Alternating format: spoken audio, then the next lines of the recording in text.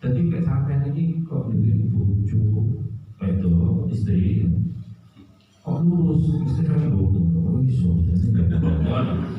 Jadi orang kok duit bojo kok bengong, oh iya, maklum, gak kaget gitu mestinya gitu.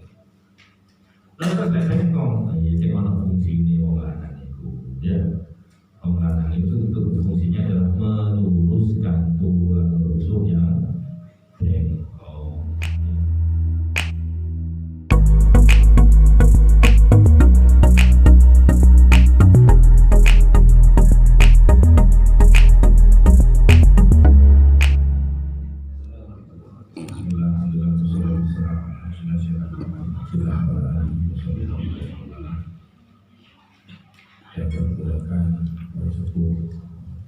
Ini sebuah keputusan berlawan saya pikir dari dan semua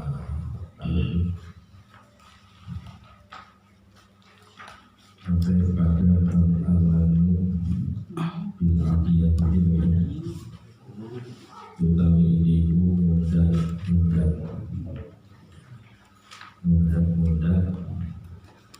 tanggal itu apa mudah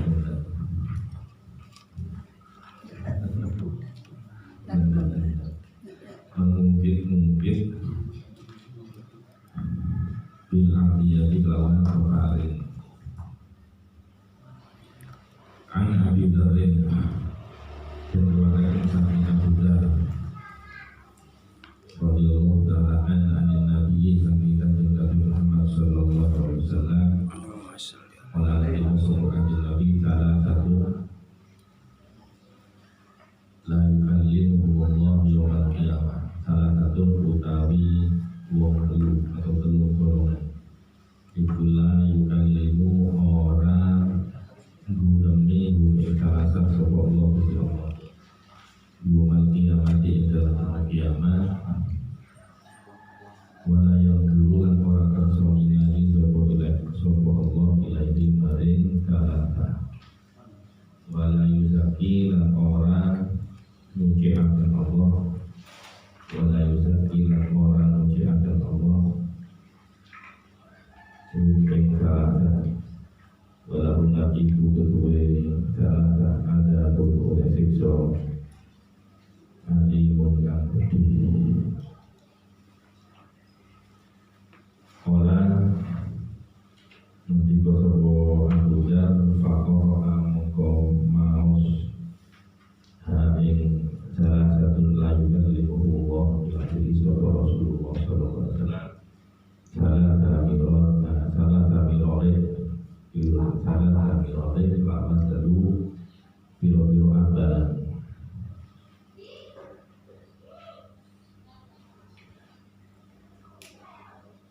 kola fakoran maus haing salah satu Rasulullah sallallahu alaihi wasallam salah sami selamat dulu biro abad kola nanti suatu dan khawu tumo sopo salasa berjualan perjalanan yang rugi sopo salasa man udah so man ibu cinta udah salasa ya Rasulullah bukan Nabi kalau ibu sopo Nabi al musbiru bukan salasa ibu al musbiru yang ngelembrehaken sudah ibu al musbiru orang ngelembrehaken kelambi deh wal mananu lan mudah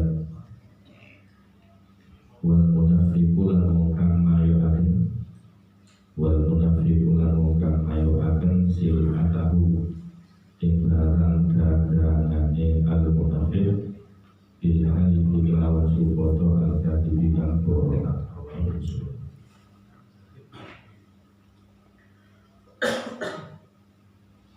Hadis bin Abbas yang saking diriwayatkan saking Abdullah bin Abbas radhiyallahu ta'ala Walan di Rasulullah bin Abbas walan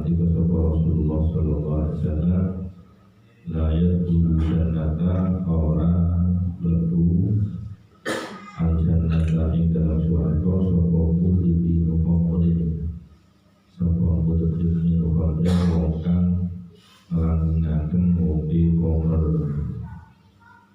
wala akun lan ora wong kang duraka, wala akun lan ora wong kang duraka,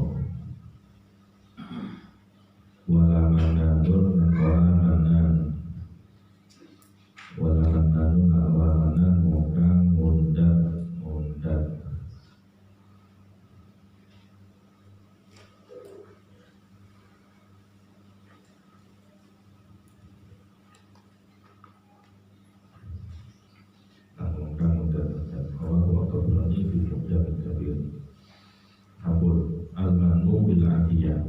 Ini termasuk jadi kita anjuran dari ini isinya berbagi dua golongan besar. Yang pertama adalah hasanah, kebaikan-kebaikan.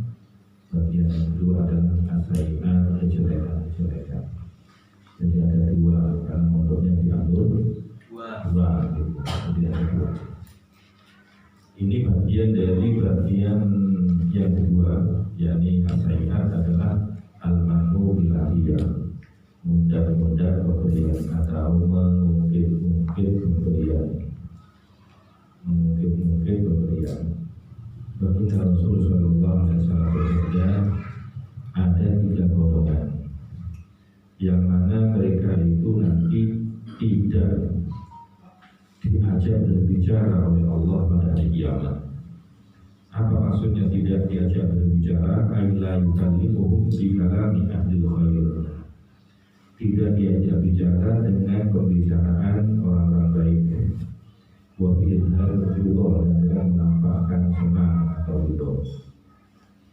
Kalau memang Allah berfirman atau berbicara kepadanya, bal bi kalami ahli suhti wal ghadab. Jadi bicaranya Allah itu murka kepadanya. Dan ini makna daripada tidak berbicara, wakil al-murad al-i'radu anhu, berarti Allah berpaling, Allah tidak mau, tidak sudi. Dan jumhur mufassirin dan banyak ulama yang mengatakan la yukallimu kalaman yanfa'uhum, adalah Allah tidak mengajak bicara mereka 3 golongan itu dengan pembicaraan yang bermanfaat dan menggembirakan. Wala yanzuru ilaihim, nanti di hari kiamat 3 golongan ini juga Allah tidak mau melihat mereka. Allah tidak sudi melihat mereka. Wala yuzakkihim, dan Allah juga tidak mau membersihkan mereka dari dosa-dosanya. Allah tidak akan mensucikan mereka. Walahum adzabun alim, bahkan mereka mendapatkan siksa yang amat pedih. Rasul mengulanginya beberapa kali, sampai 3 kali. Salah satu ada kali. Sampai Abu Dzar yang mendengar hadis ini kemudian komen, qalu wa qadiluna ya Rasulullah, rugi, celaka. Sungguh celaka. Siapa itu 3 golongan itu ya Rasul? Rasul kemudian menjelaskan. Yang pertama adalah al-musbilu.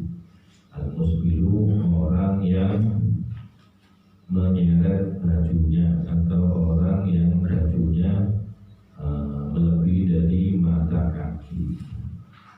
Tapi ada ayat di bawah itu, aizahu an kabai kibran wa khiyalan. Maksudnya menyeret, memancangkan bagian bawah pakaian itu lebih dari 2 mata kaki, itu dengan tujuan untuk sombong. Karena kalau orang dulu itu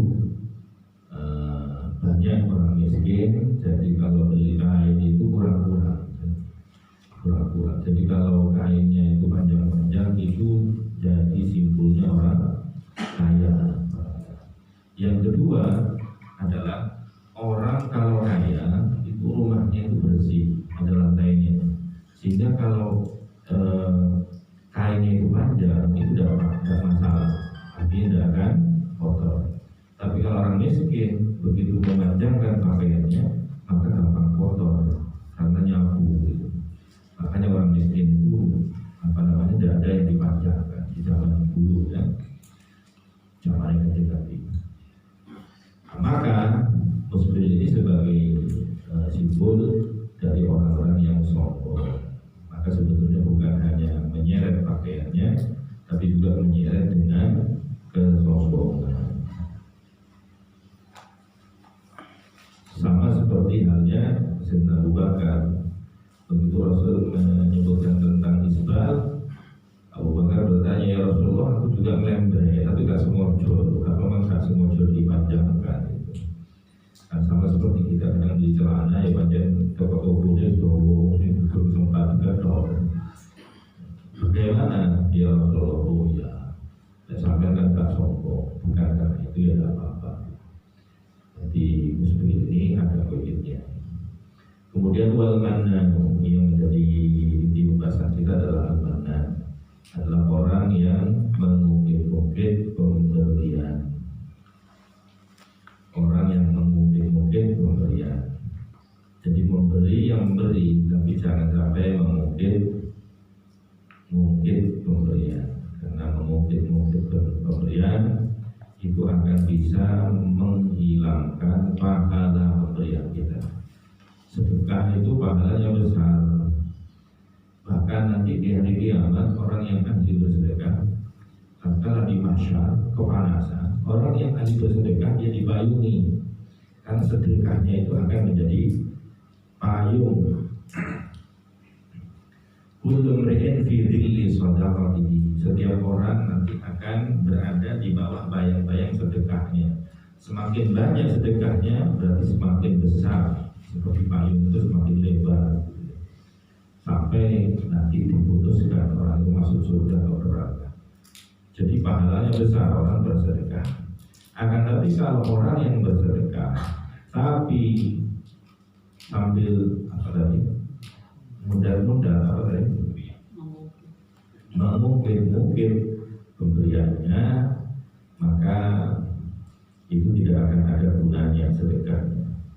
At-Tuhaq mengatakan Allah yunfiqur rajulu ma lahu khairun min an yunfiqahu mimma yuridu man awada. Tidak bersedekah itu lebih baik daripada orang yang bersedekah kemudian mengungkit-ungkit. Daripada bersedekah kemudian mungkit-ungkit, lebih baik kata Al-Quran, itu lebih baik orang yang tidak bersedekah. Di dalam Al-Quran Allah Subhanahu wa Ta'ala memberikan perumpamaan orang yang suka bersedekah namun mudah-mudah, namun mengungkit-ungkit. Alladzina yunfikuna amwalahum fi sabilillah. Orang-orang yang menginfakkan harta mereka di jalan Allah. Tsumma la yunfikuna ma anfaqu manna wa adha. Kemudian tidak diikuti dengan mengungkit-ungkit atau menyakiti orang yang dikasih. Lahum ajruhum inda rabbihim.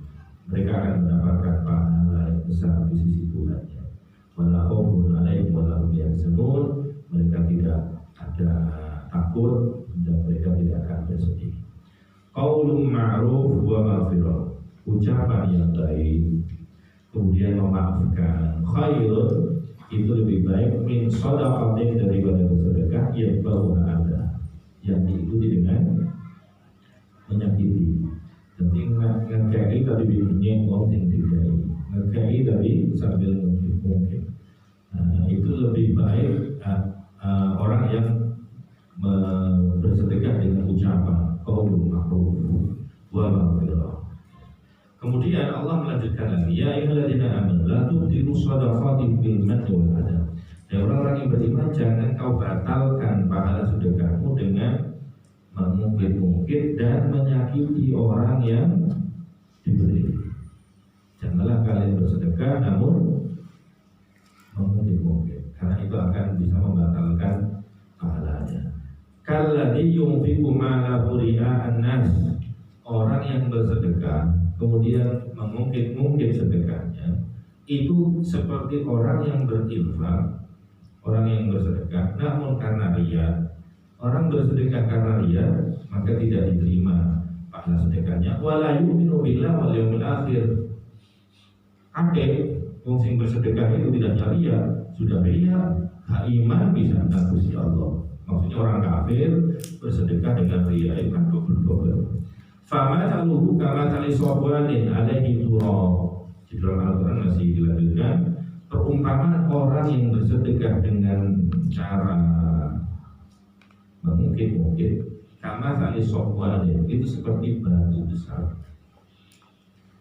Batu besar dan halus, batu kan orang sing brojol, orang sing halus, ya. Hajarun amlas itu sing halus. Kemudian alaihi turabun, di atasnya ada debu, ada banyak debunya, ada banyak. Jadi ini perumpamaan bahwa orang itu dapat pahala seperti ada debu di atasnya itu dengan pahalanya sedekah. Fa'asabahu wabil, kemudian terkena hujan yang lebat, hujan deras. Fatarakahu salda, maka dengan hujan yang lebat itu kemudian menyisakan batunya saja tanpa ada debu yang tersisa sama sekali. Artinya orang yang bersedekah dengan mungkin maka tidak akan tersisa sama sekali dari pahala sedekahnya. Mikir-mikir ngantuk ini. Katret.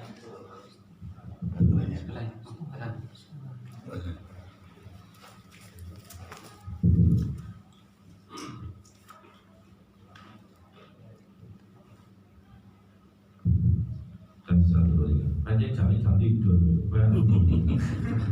sampai milih ngantuk bisa.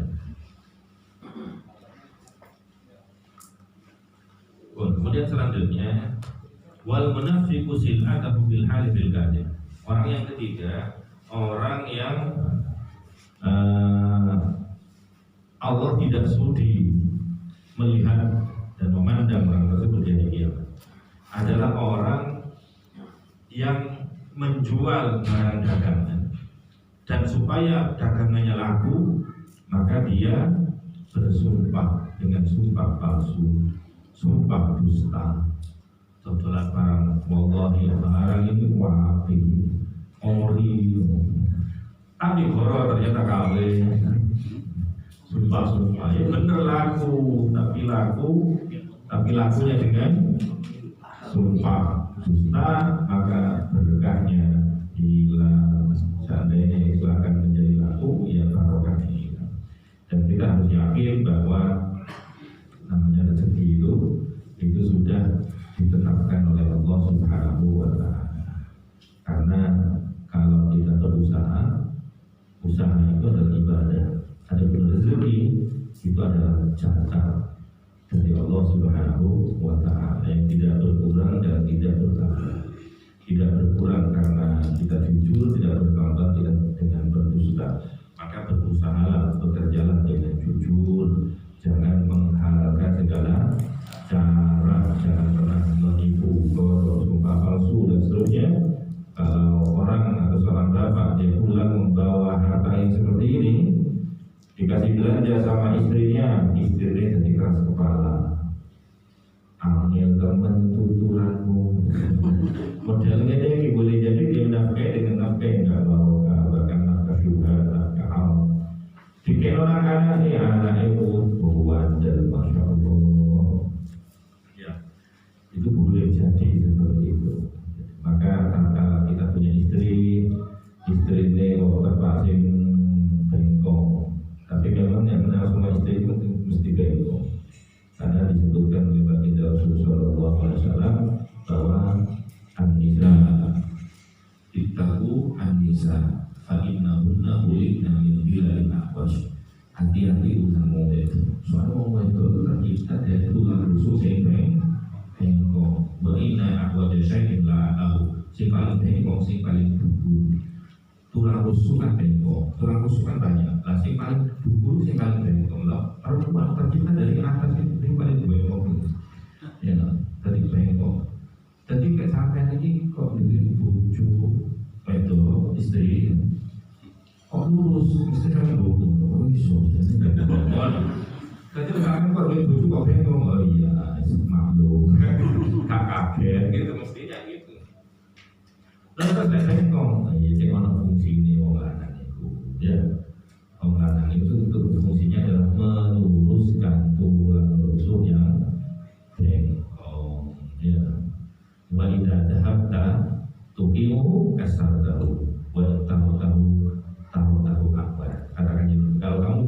keras untuk meluruskan yang bengkok itu, maka akan patah. Tapi lek sampai jarno sampai kapanpun akan tetap bengkok. Maka itu hati-hati urusan itu. Alon-alon, berusaha ya. Potong, potong bekas sehat kalau aku potongnya itu adalah perceraian. Maka hati-hati. Anak punya anak jangan sampai dikasih nafkah yang haram, nafkah yang subhan, nafkah yang tak berkah ya. Maka apa namanya betul-betul hati-hati karena sumber sekarang insya Allah itu urusan anak, urusan istri kan ini sebetulnya ya bersumber dari suaminya sendiri karena dia memberikan nafkah yang tidak jelas. Maka hati-hati, seleksi betul. Kalau mau dikasih istri belajar, dikasih ke anak, diseleksi betul. Diangan itu jangan duit keberdi, duit halal, apa remang-remang, haram, hati-hati. Kemudian yang kedua, baginda Rasul Sallallahu Alaihi Wasallam bersabda, la yadkhulul jannata mudmin khamr. Tidak bisa masuk surga adalah orang yang melanggengkan minum khamr. Minum khamr terus-terusan, hak obat-obat ya. Minum khamr sambil istighfar sallallahu alaihi. Tapi bingung deh, ngombe khamr kok mau bismillah terusane kok boleh lama. Kadang beda. Sama dengan katanya orang-orang kan dulu ada lagu tutupan botolmu, tutupan oplosanmu, enak nyawamu. Oh, lagu kono itu dinyanyikan sama orang yang mabuk. Tapi mabuk yang kayak lagu nego. Ini bertolak belakang ya. Sama dengan santri dulu, yai buat tulisan. Ya. Rokok adalah awal dari segala perangkat. Lo itu rokok di sore itu double itu double itu kayak begitu. Mudmin khamr dengan apa namanya dengan kondisi apapun jangan sampai kita sampai minum minuman keras, jangan sampai minum khamr. Ada orang minum khamr kemudian tobat alhamdulillah. Ayo Pak Haji, ayo minum minuman. Oh, haram. Tak traktir lagi, alhamdulillah. Ibu tak minum-minum itu nggak dicoba itu, bukannya tobat ya. Wala'akun dan juga tidak bisa masuk surga akun, yaitu hukukul walidain ya. Hukukul walidain, orang anak yang durhaka kepada orang tua. Saya sering sampaikan kepada santri, sak omongan wong tuwa iku mesti hati-hati. Masih omongannya enak. Kalau kami punya orang tua, namanya orang tua itu balik, waman mengambil nunakisu filkhat. Kalau yang kami panjangkan umurnya, kami balik penciptaan. Jadi wong tua itu balik kalau ada cici. Semakin tua balik menegara, bisa pikiran. Jadi kalau kita diuji oleh Allah dengan punya orang tua yang model seperti itu, boleh dibisui menang, boleh dipaitu pada sampai nggak keliru, disalah-salah menang. Sak pahit ya omongan yang ngomong itu dan jamu buat seorang anak. Boleh digepuk menang, itu jadi terapi. Kalau orang disangkal tutup ya, udah orang dipijat terapi, orang bengkok-bengkok lorok, tapi menang itu pasti dari tahu. Seperti itu kita memposisikan menjadi orang sebagai anaknya. Namun di sisi lain kita harus introspeksi juga. Sebetulnya yang durhaka tidak hanya anak, ada juga orang tua yang durhaka. Kita kan orang tua, jadi tidak hanya berbicara anak yang durhaka, tapi orang tua juga bisa durhaka. Satu ketika di dalam asar disebutkan di zamannya Sayyidina Umar bin Khattab radhiyallahu taala anhu, ada orang mengadukan kedurhakaan anaknya. Wahai Amirul Mukminin, anak saya durhaka ini. Maka kemudian Sayyidina Umar menasihati anaknya, awak tidak, sudah sampai awak itu telah hati orang tuamu. berkata kepada Sayyidina Umar Amirul Mukminin, "Amakana libni ala walidani haq, ala walidihi haq?" Kata anak ini boleh tanya, anak punya kewajiban kepada orang tua, wahai Amirul Mukminin. Saya tanya sekarang, orang tua punya nggak kewajiban sama anak? Oh, ini tidak ada. Apa itu? Kata Sayyidina Umar, "Haqqu alaihi ayyastajiba ummahu wa yusina ismahu." Ya, harus berbuat baik kepada ibunya, kemudian pokoknya kalau lahir, kemudian memberikan nama yang baik, kemudian mengajari dia Alkitab, Al-Quran dan ajaran agama. Maka kemudian anak mengatakan, "Wallahi mastajaba ummi wa ma hiya illa sindiyah ishtaraha bi ardin ba'ini dirhamin." Ya, wala hasan ismi sama ju'alan wala allamani min kitabillah ayatan wahidatan. Kemudian orang anak ini kemudian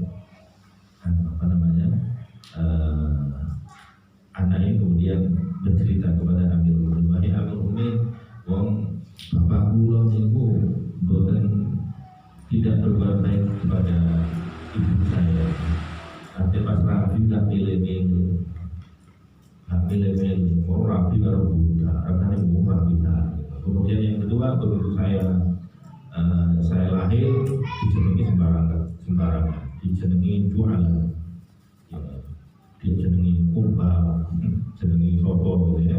Wala alamani min kitabillah, dan ia tidak pernah mengajarkan Al-Quran, tidak mempelajari agama Islam.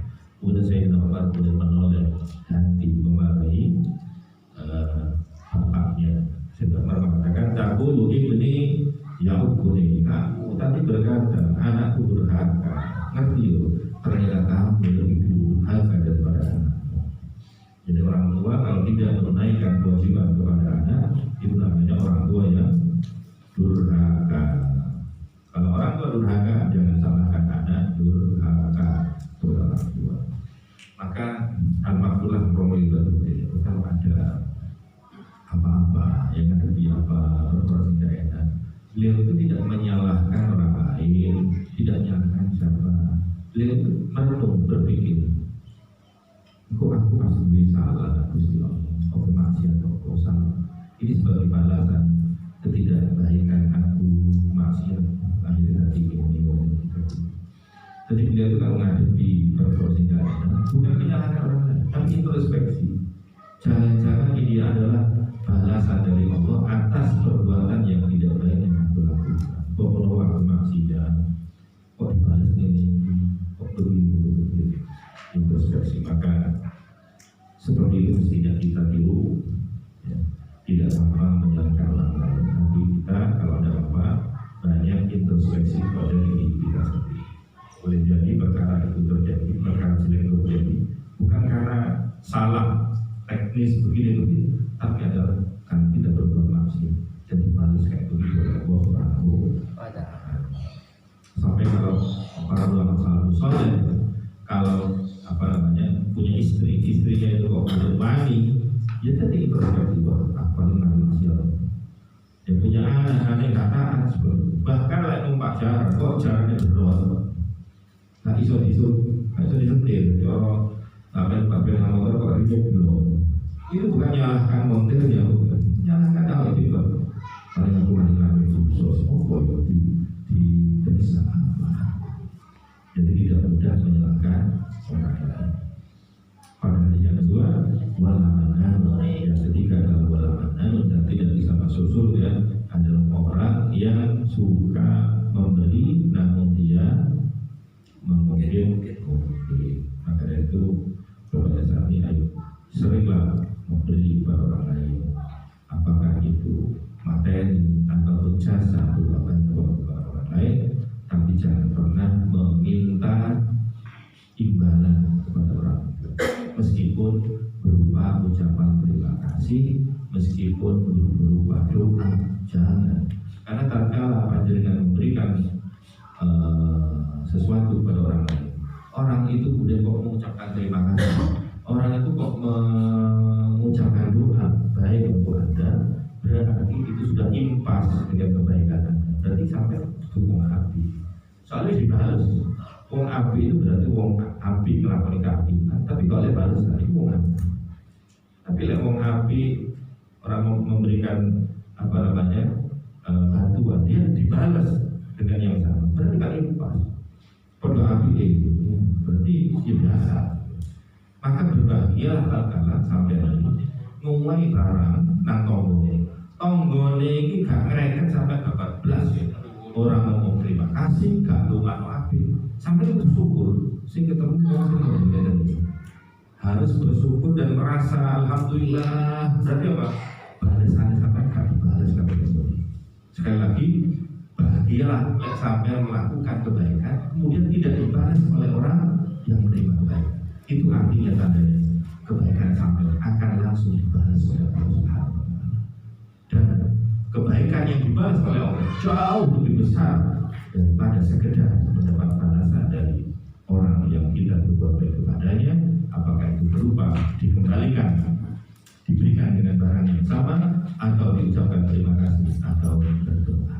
Maka sekali lagi berbahagia, ojo susah. Lihat orang ngekei barang bantuan, ngomongnya gak matur juga balas sampai, juga ngambil sampai. Kok sampai susah? Yo, ini sih ngaji kalau nggak ngaji, waduh apa? Sampai ngaji mesti nilai sampai terkalah atau sampai memberikan bantuan, nolong betul apapun. Kok ternyata orang ini tidak menghiraukan kebaikan sampai, tidak berterima kasih pun orang, doa sampai benar. Mesti inilah yang menjadikan kita bahagia. Sekali lagi itu menjadi tanda bahwa kebahagiaan kita akan langsung dibalas oleh Allah Subhanahu wa Ta'ala. Kalau sudah dibalas langsung oleh Allah, maka itu jauh lebih besar dan membahagiakan kita daripada kita mendapat balasan yang sedikit dari orang yang kita berbuat baik kepadanya. Namun nikmat bila diri wa alam bisawab. Subhanallah wa bihamdihi asyhadu an la ilaha illa anta